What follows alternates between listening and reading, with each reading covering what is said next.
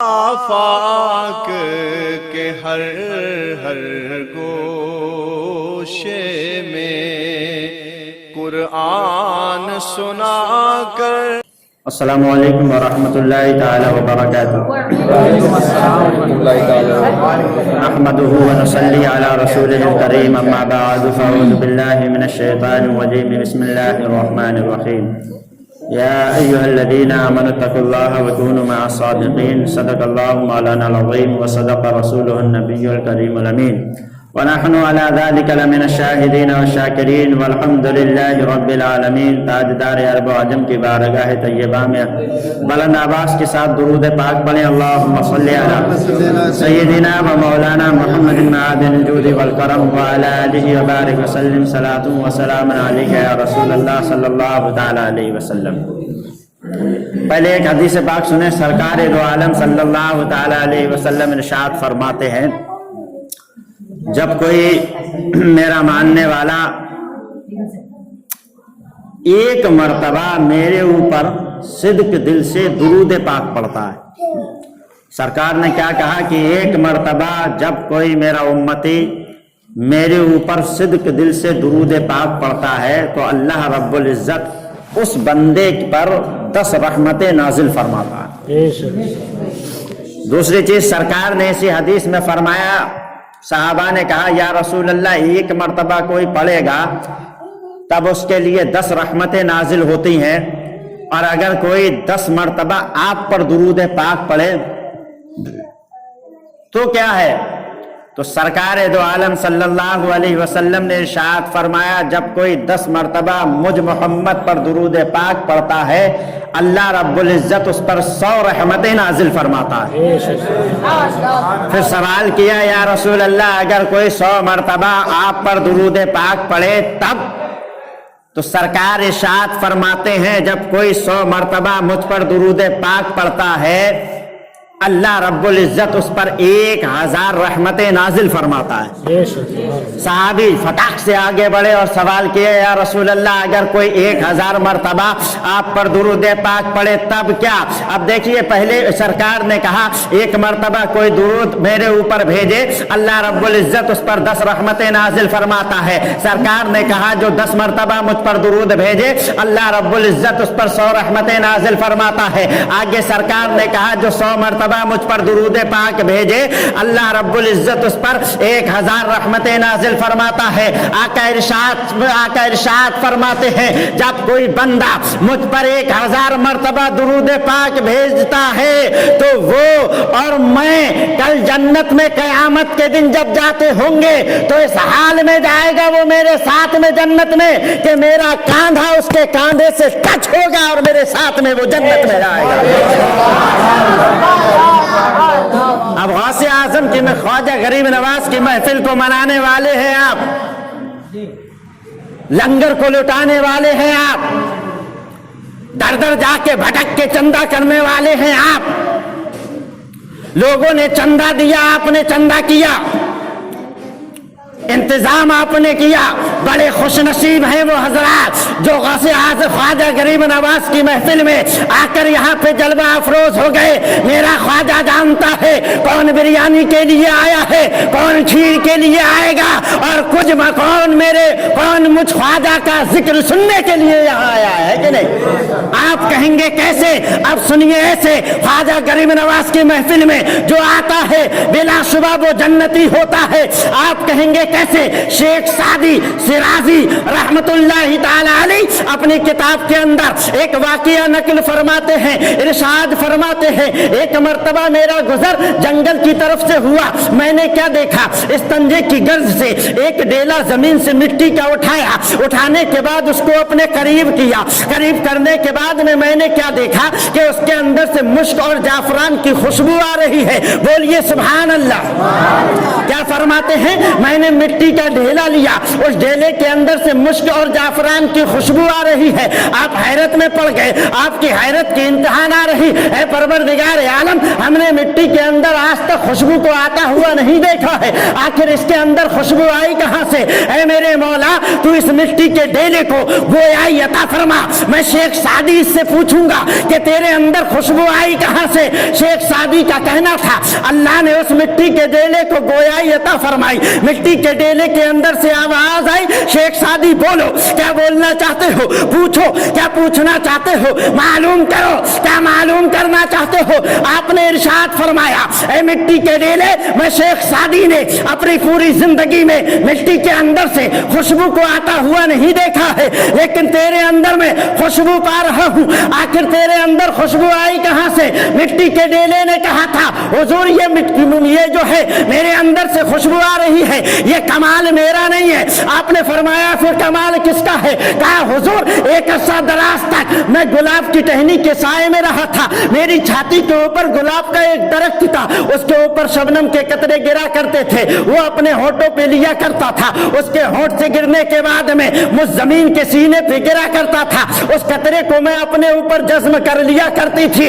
اے مولانا شیخ Saadi, یہ جو آپ خوشبو سونگ رہے ہیں یہ کمال میرا نہیں بلکہ اس گلاب کے درخت کا ہے۔ بلا شبہ کہنا چاہتا ہوں جب گلاب کے درخت کے سائے میں رہنے والا مٹی کا ڈیلا خوشبودار بن سکتا ہے تو غوث خواجہ غریب نواز کی محفل میں بیٹھنے والا بھی کل قیامت کے دن جنت کا حقدار بن سکتا ہے۔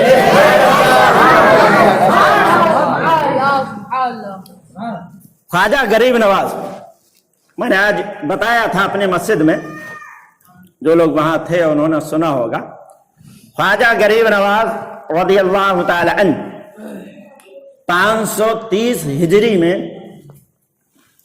سنجر کی علاقہ سستان میں حضور خواجہ غریب نواز پیدا ہوئے۔ آپ کی والدہ ارشاد فرماتی ہیں کہ جب میرا بیٹا خواجہ معین الدین حسن میرے شکم میں آیا، جب میرے شکم میں میرا بیٹا آیا ہمارے گھر میں بڑی خیر و برکت ہوئی۔ آپ فرماتی ہیں کہ رات کو جب میں اللہ کا ذکر کرنے کے بعد لیٹا کرتی تھی، آرام کیا کرتی تھی، تب میرے پیٹ کے اندر سے، میرے شکم سے اللہ اللہ کی آوازیں آیا کرتی تھی۔ میں نے بارگاہ خدا بندی میں عریضہ پیش کیا ہے اے خالق کائنات، یہ جو آوازیں آتی ہیں یہ بڑی خوبصورت آواز ہے، بڑی پیاری آواز سے کوئی تیرا ذکر کرتا ہے۔ اے پروردگار عالم، یہ ہے کون جو تیرا ذکر کرتا ہے؟ غیب کے پردے سے آواز آئی، اے نور بی بی، یہ کوئی اور نہیں میرا بندہ خاص خواجہ معین الدین چشتی ہے جو تیرے پیٹ میں رہ کر بھی مجھے یاد کر رہا ہے اور مجھے راضی کر رہا ہے۔ اب خواجہ غریب نواز حسنی حسینی سید ہے، حسنی بھی ہیں اور حسینی بھی ہیں۔ حضور خواجہ غریب نواز کا نسب حضرت امام حسین سے بھی ملتا ہے اور حضرت امام حسن سے بھی ملتا ہے۔ حضور خواجہ غریب نواز کے والد کا نام سید غیاث الدین، ان کے والد کا نام سید نجم الدین، ان کے والد کا نام سید عبدالعزیز، ان کے والد کا نام سید ابراہیم، ان کے والد کا نام سید ادریس، ان کے والد کا نام امام موسیٰ کاظم، ان کے والد کا نام امام جعفر صادق، ان کے والد کا نام امام باقر، ان کے والد کا نام سیدنا امام زین العابدین، ان کے والد کا نام سیدنا امام حسین، اور ان کے والد کا نام مولا علی، ان کی بیوی کا نام سیدہ فاطمہ، اور ان کے بابا کا نام جناب محمد رسول اللہ۔ کون ہوئے؟ حسینی۔ اب حسینی کیسے؟ ان کی والدہ کا نام سیدہ نور بی بی، ان کے والد کا نام سید داؤد، ان کے والد کا نام سید عبداللہ، ان کے والد کا نام سید زاہد، ان کے والد کا نام سید مورس، ان کے والد کا نام سید داؤد، ان کے والد کا نام سید موسیٰ جون، ان کے والد کا نام سید عبداللہ مخفی، ان کے والد کا نام سیدنا امام حسن مصنع، اور ان کے والد کا نام سیدنا امام حسن، ان کے والد کا نام مولا علی مشکل کشا شیر خدا کرم اللہ تعالی وجہ الکریم، اور ان کی بیوی کا نام سیدہ فاطمۃ الزہرا، اور ان کے والد کا نام جناب محمد رسول اللہ۔ یہ کون؟ حسنی حسینی سید حضور خواجہ غریب نواز۔ ان کی عمر مبارک جب بڑی، جیسے حضور میں ابھی کہہ رہا تھا نا کہ خواجہ غریب نواز جب پیدا ہوئے تو ان کی والدہ فرماتی ہیں جب میرا بیٹا خواجہ معین الدین چشتی کا ظہور ہوا، جب وہ اس دنیا میں تشریف لایا تو میرے بدن سے ایک نور نکلا. کیا نکلا؟ فرماتی ہے جب میرا بیٹا خواجہ معین الدین دنیا میں تشریف لایا تب میرے جسم کے اندر سے ایک نور نکلا، اور اتنا نور نکلا کہ اس نور سے پورا سنجر معطر ہو گیا، خوشبو سے مہکنے لگا. اب یہ خواجہ معین الدین چشتی ہیں، جب روئے زمین پہ تشریف لا رہے ہیں، ان کی خوشبو سے، ان کے نور سے پورا سنجر معطر ہو جاتا ہے، خوشبو سے مہکنے لگتا ہے. اب آؤ آقا کی بارگاہ میں چلتے ہیں، ان کے نانا کی بارگاہ میں چلتے ہیں. جب میرے آقا تشریف لائے تو عالم کیا تھا؟ پوچھتے ہیں حضرت آمنہ سے، آپ بتائیے جب ہمارے آقا آپ کے بطن اقدس سے پیدا ہوئے تو آپ نے کیا دیکھا؟ حضرت آمنہ فرماتی ہے میں اپنے جھوپڑے میں بیٹھی بیٹھی جب میرا محمد پیدا ہوا، میں اپنے جھوپڑے میں بیٹھے بیٹھے میں نے ملک شام کے محلات کا نظارہ دیکھ لیا، ملک شام کو میں نے ملاحظہ فرما لیا. سمجھ رہے ہیں؟ یہ کس کے شان؟ نبی معظم کی. اور خواجہ غریب نواز کی زندگی جو ہے وہ نبی صلی اللہ علیہ وسلم کی زندگی کی سانچے میں ڈھلی ہوئی ہے. کیسے؟ سرکار صلی اللہ تعالی علیہ وسلم پیدا نہ ہوئے، ان سے پہلے ان کے والد بزرگوار کا وصال ہو گیا ہے کہ نہیں؟ خواجہ غریب نواز کے والد صاحب آپ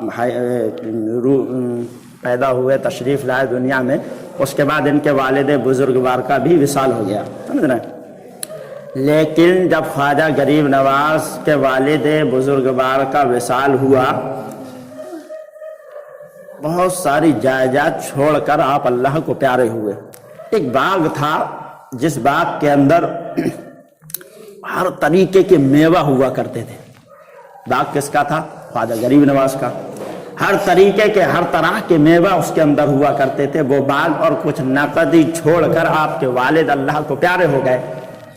خواجہ غریب نواز کے اوپر گھر کی پوری ذمہ داری آئی. آپ روزانہ صبح کو ماں کے پیر کو چوم کے ہاتھوں کا بوسہ لے کر ہاتھوں کو اپنے سر پہ رکھ کے باغ میں جایا کرتے تھے اور جا کر باغ کی رکھوالی کیا کرتے تھے، باغ کو سیراب کیا کرتے تھے، باغ میں پانی لگایا کرتے تھے، باغ کی رکھوالی کیا کرتے تھے، کہیں کوئی جانور باغ کو نقصان نہ پہنچا دے، وہاں رہا کرتے تھے. جب شام کو گھر آیا کرتے تھے تو رقم جو ملا کرتی تھی، جو آپ کو منافع ہوتا تھا، جتنا سامان آپ بیچا کرتے تھے، جس نے پھل آپ کے فروخت ہوا کرتے تھے، اس رقم کے آپ 2 حصے کیا کرتے تھے. ایک حصہ اپنی ماں کو دیا کرتے تھے خواجہ غریب نواز، اور ایک حصہ راہ خدا میں خرچ کر دیا کرتے تھے. ایسی اسنا میں ایک مرتبہ کیا ہوا، خواجہ غریب نواز پہنچے اپنے باغ میں. ایک اللہ کا ولی جس کو قطب کہا جاتا ہے، وہ کون تھے؟ حضرت ابراہیم قندوزی رحمت اللہ تعالی علیہ باغ میں تشریف لائے اور آ کر گھومنے لگے. خواجہ غریب نواز باغ میں پانی لگا رہے تھے، اچانک اٹھ کر وہاں سے آئے اور آنے کے بعد حضرت ابراہیم قندوزی کو دیکھا. دیکھنے کے بعد آپ کے چہرے کی زیارت کی اور زیارت کرنے کے بعد باغ کے اندر تشریف لے گئے. بہت سارے طریقے کے، بہت طرح کے پھل آپ نے توڑے اور توڑنے کے بعد حضرت خواجہ ابراہیم کے پاس میں رکھے اور رکھنے کے بعد میں ایک پیالہ پانی لیا ٹھنڈا، وہ حضرت کے پاس رکھا. اس کے بعد میں ایک ایسا انگور کا خوشہ جو اپنے سباب پر تھا، پورا پکا ہوا تھا، وہ ایک خوشہ توڑا، ابراہیم قندوزی کی بارگاہ میں رکھا اور رکھنے کے بعد آپ نے عریضہ پیش کیا، حضور تناول فرمائیے. حضرت ابراہیم قندوزی جو اپنے وقت کے بہت بڑے قطب تھے اور بہت بڑے اللہ کے ولی کامل بھی تھے، انہوں نے اس میں سے کچھ چکھا اور چکھنے کے بعد آپ اٹھنے کے بعد آپ نے خواجہ غریب نواز کی پیشانی کو دیکھا. خواجہ غریب نواز کی عمر مبارک اس وقت کتنی تھی؟ 10 سال کی عمر حضور خواجہ غریب نواز کی تھی. آپ نے چہرہ خواجہ غریب نواز کا دیکھا، پیشانی کو ملاحظہ فرمایا. حضرت ابراہیم قندوزی سمجھ گئے یہ بچہ کوئی معمولی بچہ نہیں ہے، یہ بچہ جب آگے بڑھے گا تو اس سے اسلام کی بہت آبیاری ہوگی، یہ لوگوں کو کلمہ پڑھائے گا، جو راہ راست سے بھٹک چکے ہیں انہیں راہ راست پر لائے گا، بے نمازیوں کو نمازی بنائے گا، بنایا تہجد گزار بنائے گا، جو جھوٹ بولنے والے ہیں انہیں سچائی کی راہ پہ لائے گا، جو ہے حرام کاریاں کرنے والے ہیں ان کو دین کی راہ پہ لا کے اہدنا الصراط المستقیم پر گامزن کرے گا۔ دیکھ کر آپ نے پہچان لیا، اللہ والے کی نگاہ اللہ والے کو پہچان لیا کرتی ہے۔ ابراہیم قندوزی نے پہچان لیا یہ بچہ کوئی معمولی بچہ نہیں ہے۔ آپ وہاں سے چلنے لگے اور چلتے چلتے ابراہیم قندوزی نے فرمایا تھا، اے بیٹے حسن آپ نے ہماری بہت اچھی خدمت کی، آپ نے ہمیں کھانے کے لیے بہت کچھ دیا، آپ کی خدمت ہمیں پیش آئی، لیکن اے میرے بیٹے ہم آپ کو کچھ دینا چاہتے ہیں۔ خواجہ غریب نواز نے فرمایا ہاں حضور آپ کی نوازش ہے، آپ آئے مجھ غریب کی آپ نے دعوت کو قبول، آپ آئے آپ نے مجھ غریب کے یہاں پر کچھ کھایا اور کچھ پیا، کچھ دیر آپ نے جو ہے یہاں پر قیام فرمایا ہے، آپ اگر کچھ دیں گے تو یہ آپ کی نوازش ہے۔ حضرت ابراہیم قندوزی نے اپنے تھیلے کے اندر سے ایک سوکھی روٹی کا ٹکڑا نکالا اور نکالنے کے بعد اس کو توڑا اور توڑنے کے بعد اپنے منہ میں چبایا اور چبانے کے بعد خواجہ غریب نواز کو دے دیا۔ خواجہ غریب نواز نے اس کو چوما، بسم اللہ الرحمن الرحیم تلاوت کیا اور کرنے کے بعد میں ابراہیم قندوزی کے منہ سے چبایا ہوا لقمے کو خواجہ غریب نواز نے اپنے منہ کے اندر ڈالا اور اس کو چبانا شروع کیا۔ اب خواجہ غریب نواز اس لقمے کو چبا رہے ہیں، وہ چباتے چلے جا رہے ہیں۔ اچانک آپ نے کیا دیکھا کہ سنجر کے علاقے سستان میں کھڑے کھڑے آپ نے کیا دیکھا کہ عرش اعظم کو آپ نے وہیں کھڑے کھڑے ملاحظہ فرما لیا، مدینے کے نظاروں کو آپ نے وہیں کھڑے کھڑے دیکھ لیا، وہیں سے کھڑے ہو کر آپ نے مدینے کی زیارت کر لی۔ اب جب آپ کی نگاہ کھلی ہے، آپ نے اپنی نگاہوں کو کھولا ہے تو کیا دیکھتے ہیں ابراہیم قندوزی تو وہاں موجود نہیں ہے، بلکہ پتہ یہ لگا کہ ابراہیم قندوزی نے اپنے منہ کا نوالا غریب نواز کو دیا اور دینے کے بعد میں انہوں نے چبایا اور گنبد خضرا کا نظارہ ابراہیم قندوزی نے خواجہ غریب نواز کو کرایا اور کرانے کے بعد میں چلے گئے۔ پتہ یہ لگا کہ مدینے کے غلام دیکھ مدینے کے گدا دیکھے دنیا کے امام اکثر، مدینے کے گدا دیکھے دنیا کے امام اکثر، بدل دیتے ہیں تقدیر محمد کے غلام اکثر۔ سمجھ رہے یہ بات ہے، یہ ہے۔ اب لوگ یہ کہہ سکتے ہیں یار یہ کیسے ہو سکتا ہے، سنجر کے علاقے میں غریب نواز کھڑے ہوئے ہیں، ایک روٹی کا ٹکڑا کھایا اور کھانے کے بعد مدینہ کیسے دیکھ لیا وہاں بیٹھے بیٹھے۔ خراباتی آدمی تو کچھ بھی کہہ سکتا ہے یہ نہیں، تو اس کا توڑ بھی دینا چاہیے تاکہ آپ پھنسو نہیں۔ ہاں تو پہلے بولو سبحان اللہ۔ تو کیا حضور صلی اللہ تعالی علیہ وسلم مجلس لگی ہوئی ہے، حضرت زید بن حارثہ رضی اللہ تعالی عنہ سرکار کے پاس آئے صبح کی نماز پڑھنے کے بعد۔ جب سرکار صلی اللہ علیہ وسلم کے قریب آئے تو سرکار نے انگلی کا اشارہ کیا، حضرت زید بن حارثہ سرکار کے قریب آئے اور سرکار دو جہاں صلی اللہ علیہ وسلم نے فرمایا اے زید رات آپ کی کیسی گزری؟ کیا کہا کہ آپ کی رات کیسی گزری؟ تو حضرت زید بن حارثہ نے عریضہ پیش کیا، یا رسول اللہ دن میں تو میں روزے تھا، پورا دن میں نے روزہ رکھا، رات ایسی گزری کہ جب میں عبادت کر کے لیٹا تو پوری رات آپ کے عشق میں آپ کی محبت میں تڑپتا رہا یا رسول اللہ، تڑپتا رہا۔ اتنا کہا، سرکار نے فرمایا زید آگے کیا ہوا؟ تو حضرت زید بن حارثہ نے عریضہ پیش کیا، یا رسول اللہ میں مدینے کی دھرتی پہ بیٹھے بیٹھے میں نے عرش اعظم کو دیکھ لیا، ایسے دیکھا جیسے لوگ زمین پہ کھڑے ہو کر آسمان کو دیکھتے ہوں، ایسے میں نے بغیر حجاب کے بغیر پردے کے عرش اعظم کو دیکھ لیا، عرش اعظم میں عرش اعظم بالوں کو دیکھ لیا۔ سرکار نے فرمایا اور کیا ہوا؟ آپ نے کہا یا رسول اللہ میں نے حوض کوثر کو ٹھاٹے مارتا ہوا دیکھا، حوض کوثر کو بھی میں نے دیکھ لیا۔ سرکار نے فرمایا آگے بیان کرو۔ زید بن حارثہ کہتے ہیں یا رسول اللہ میں نے یہ بھی دیکھ لیا آپ کی امت میں کون جنتی ہے کون جہنمی ہے۔ مدینے کی سرزمین پہ کھڑے ہیں زید بن حارثہ، سامنے نبی کا چہرہ ہے، کہتے ہیں یا رسول اللہ میں نے مدینے میں کھڑے کھڑے جو ہے جنت کے 8 دروازے دیکھ لیے، جہنم کے 7 طبقات کو دیکھ لیے، حوض کوثر ٹھاٹے مار رہا تھا، میں نے اس کا بھی مظاہرہ کر لیا۔ سرکار نے کہا اور بتاؤ؟ تو زید بن حارثہ نے کہا یا رسول اللہ عرش اعظم کو بھی دیکھ لیا، عرش اعظم والوں کو بھی دیکھ لیا۔ اب کہتے ہیں یا رسول اللہ کیا آگے بھی کچھ بتاؤں؟ آگے بھی کچھ بتاؤں؟